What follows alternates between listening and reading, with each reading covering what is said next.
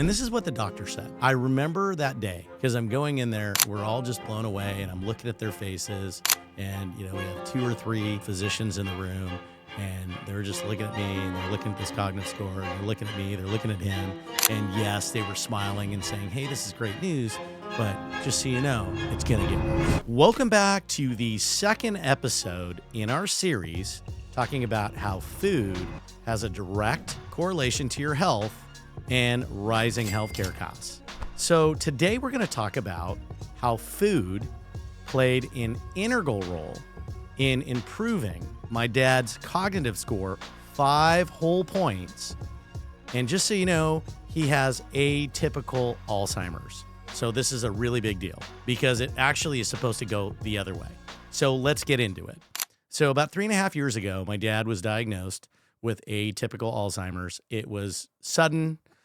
It was completely unexpected. Without getting into too much detail, it was an absolute crazy time just trying to figure out how to navigate through this and just really understand how to help him and also understand how to navigate this with him and just kind of see the deterioration in that very moment, which was just heart-wrenching just to try to understand, what we could actually do about this. So we went down several paths, and I'm not going to get too much into detail, but over a period of time, we were able to navigate through his disease and just work through some of these challenges. And a big piece of this equation was changing his diet. And one of the things that we approached is, at least for part of it, we mimicked keto, which is, a cleaner diet. It's lower carb. It has higher fat. But ultimately, and do your own research, you can definitely look up what a keto diet is. But this was one of the components that we had mimicked. And the reason why I chose this is because I had had such great success in feeling better and losing weight when I went through my weight loss journey. And this was a real big piece of the equation because my dad had gotten to 330 pounds. And when he was overweight, it just made everything worse. So one of the things that how we started is we actually looked at, what would be a really good regimen. And we found a service, right, that I had used before to order these meals. And it made it really easy for the person who was looking after him, to be able to serve these meals to him. And at least we had the nutritional context, of what he was eating. And we started the journey. And over a period of time, he lost about 100 pounds. So this was over a year, but that was 100 pounds. That was part of the equation. It was something that was absolutely amazing to see because he did enjoy the meals. It was something that, he could wrap his head around, as part of his routine.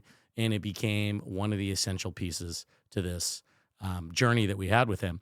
And in addition to that, he also walked every day. So he lives in a gated neighborhood now.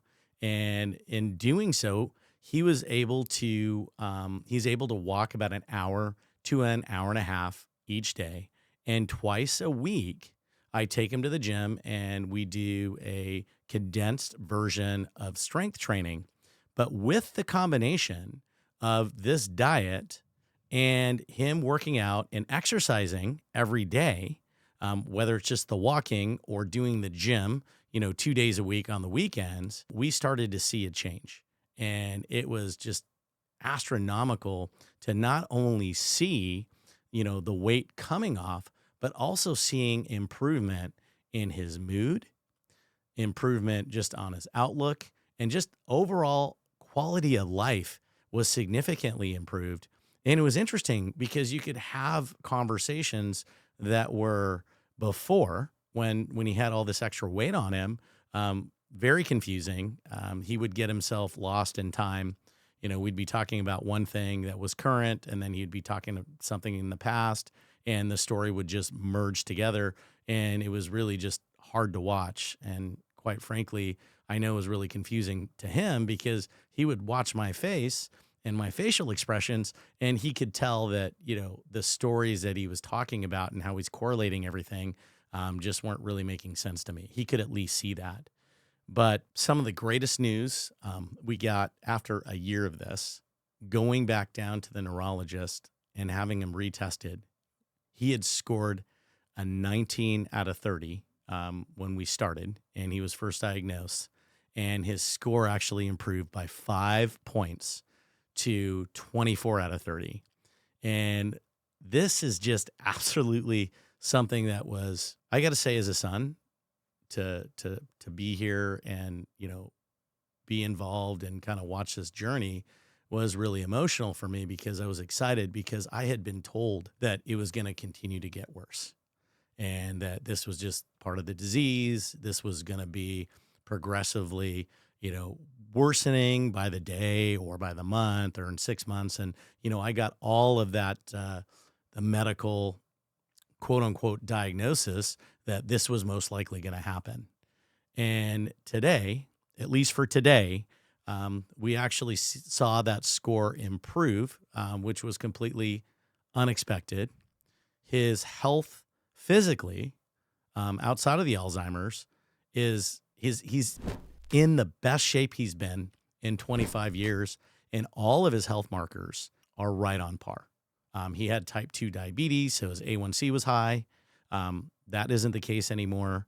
His blood pressure is much lower. I mean, I can't even tell you how much of just watching him physically, be able to do more things because he's 100 pounds lighter. But what was really fascinating about all of this was just how much his mind improved. And even though wholeheartedly it's not a cure, he still has atypical Alzheimer's. And there are, good days and bad on this journey, but his quality of life has significantly improved. And to be able to have more time to just talk with my dad like I used to before he got this disease, and just be able to share with him and watch how diligent he is about, the food that he eats and just a lot of the things that he does and how he approaches things, which was significantly different when he was a lot heavier at 330 pounds, to just see how much of an improvement this has been. But overall, the diagnosis is still, and this is what the doctor said. I remember that day, and I want to share the story because I'm going in there and we're all just blown away, and I'm looking at their faces, and, we have 2 or 3 physicians in the room, and they're just looking at me, and they're looking at this cognitive score, and they're looking at me, they're looking at him. And yes, they were smiling and saying, "Hey, this is great news, but just so you know, it's going to get worse and it's going to get bad. And pretty soon, I just want to make sure that you're prepared to that." And I looked at that doctor and I said, "Thank you, doctor. I really appreciate everything."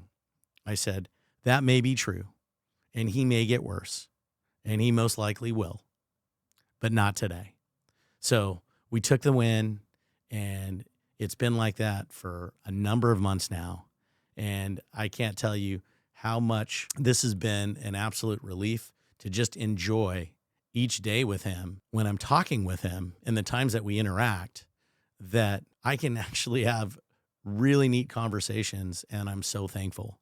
But I wanted to share this because I think it's important for people to look at this. And I got to tell you, when we first started this journey with him, we really didn't know what we were doing. You talk to different people who have experienced this with a loved one that's a parent, and it's a different story. It's just everybody's journey is a little bit different. But in this particular case, we saw some real positive results.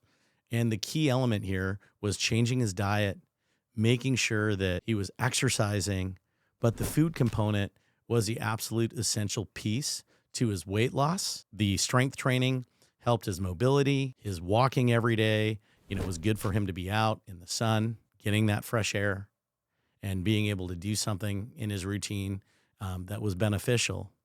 And if you take those pieces and you put them all together, right, it gave us a really good result. So I just want to emphasize that food played a pivotal role in my dad's 5-point cognitive improvement. It improved his daily life. And to be able to just enjoy as his son, and just, as our family gets to interact with him and be able to enjoy these moments, because one day the doctors, they may be right.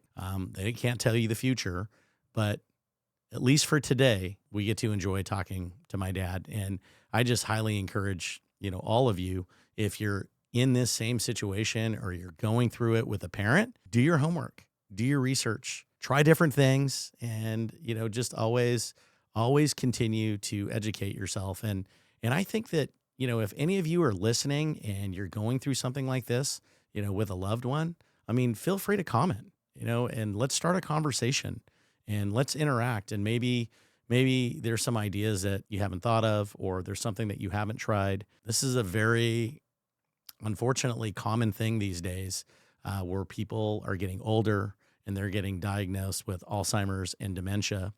But I think food has a huge, huge impact, at least for my dad.